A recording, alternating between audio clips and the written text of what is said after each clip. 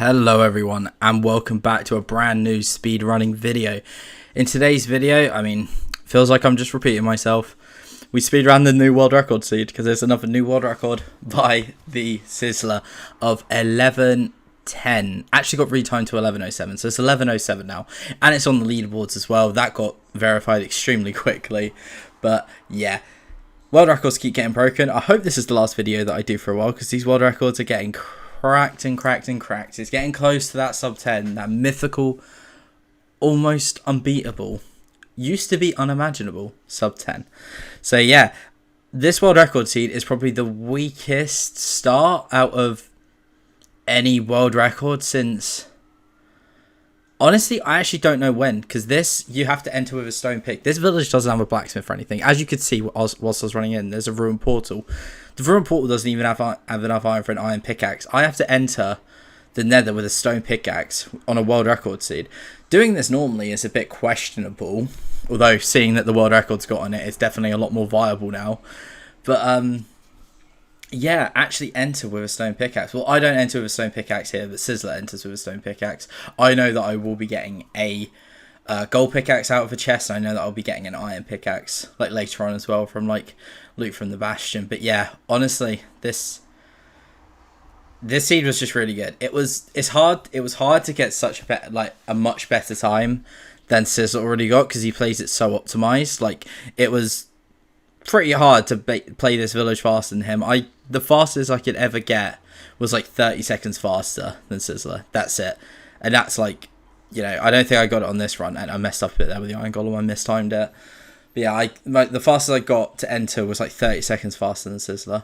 Obviously, we beat him by about 2 minutes in this, which is literally like the same as I got on the 2-letter name seed. The 2-letter name seed took me a lot longer though than this one. This one was a lot nicer. Sub 9 I think is easily possible on this seed, for sure. So I suppose sub 8, if you get like, oh, you can see that I got instant flint. Sub 8 if you got no beds on at the start and completely relied on string trades. But relying on string trades is just, you know, it's a bit risky because you're hoping for pearls and stuff as well, so it's a bit, I don't like relying on string trades. I prefer getting the beds now because it takes me a few seconds to get each bed, and I'd rather that than having to wait maybe even a minute for string at the Bastion. I prefer having that guarantee, but you can play for that high roll for sure. But I do think with like 6 for 6 blaze rods, fast trades, and a fast dragon, easily sub 9, like easily possible. 8:30 is probably like very realistically a decent time.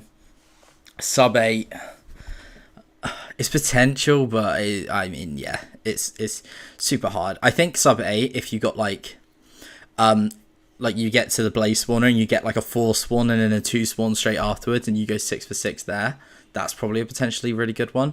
And if you got like all your pearls, I suppose if you just took the 4 beds to 4 bed and then you got like all your pearls like in like one set of trades, like when you've just dropped the gold. So yeah, I definitely say sub 8 is possible, but you've got to play for like god tier RNG, and it's a little tedious play for god tier RNG. I thought this was good enough, but yeah, not as much as the FE seed. I managed to trim that down by about 4 minutes because the seed was so stupidly good.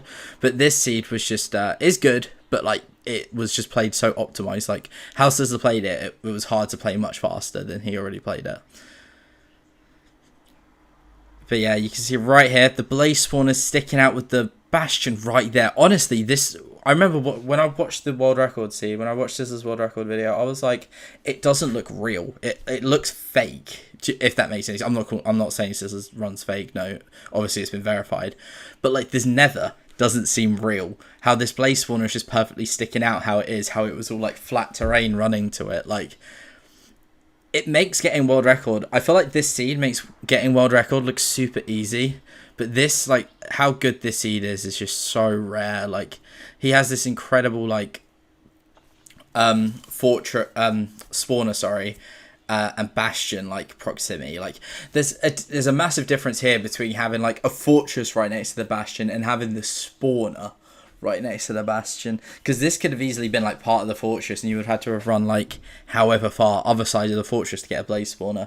Because whilst a Bastion is sometimes is like really good, sometimes like a blaze spawner could be so far that it's almost not even like a Bastion, you know. Like I feel like that's an underrated thing, is blaze spawner proximity. That's a very underrated thing. because people focus very much on like how far the fortress is and how close it is. But here the blaze spawner was in such a good position, much better than Fee's seed. Like the spawner bastion proximity on this is incredible compared to Fee's one. Fee's you had to pull quite a few times to make up for it. But in Fee's one, you did Bastion first, or Faye. I'm not entirely sure how you say his name, to be honest. But yeah, I sometimes say Faye, I sometimes say Fee. I'm not sure what it is. But yeah, as you can see here, a decent amount of time lost at this spawner. Like, if I got a 6th one right there, this was probably a sub 9, I would say. If I got a 6th rod right there. And I did try and play for it. I really did, trust me. But it was maybe not a sub 9. But yeah, it was really hard, basically, to beat that. Getting 6 for 6 on blaze rolls, then getting good trades here, because you have to go for a high roll on the bastion. Basically what I mean is only like break the gold blocks on one side, don't go to the second side, and hope you get your trades from the one side, basically. And then I've also got to hope for a dragon perch. I was actually in on this seed multiple times on sub 9, and then the dragon just didn't perch. I'm not sure how fast the perch was on this run, but yeah, it's a lot of factors, but it's just fun to see how fast you can actually play this seed. Like, I like playing seeds a lot more optimized, and as much as I would like to get like god tier times, like sub 9s and stuff, and absolutely like destroy the world record like time, it's too hard. It's too grindy sometimes. You know, you got to get the perfect RNG, and you know, whilst it is satisfying, don't get me wrong, it is satisfying to watch and to play for, and it is fun. I did have a lot of fun on this, but I didn't want to push myself on this like I did the 2-letter name seed. And 2-letter name seed didn't end up paying off me pushing myself either, but a 2-letter name seed, I really grind that out and really didn't enjoy that one. The 2-letter name seed is probably my least favourite one that I've done, because I was trying so hard to get a sub 10, because I felt like it was ridiculous that I couldn't get a sub 10 on, like, you know, I couldn't shave 2 minutes off. But that again was so hard to beat the RNG that 2-letter name got. And again, he was a world record that played super optimized. Whereas the Fee one was a really good seed, but it wasn't played like absolutely optimally. Not completely the runner's fault, but like, yeah, like it just wasn't played as good as it could be.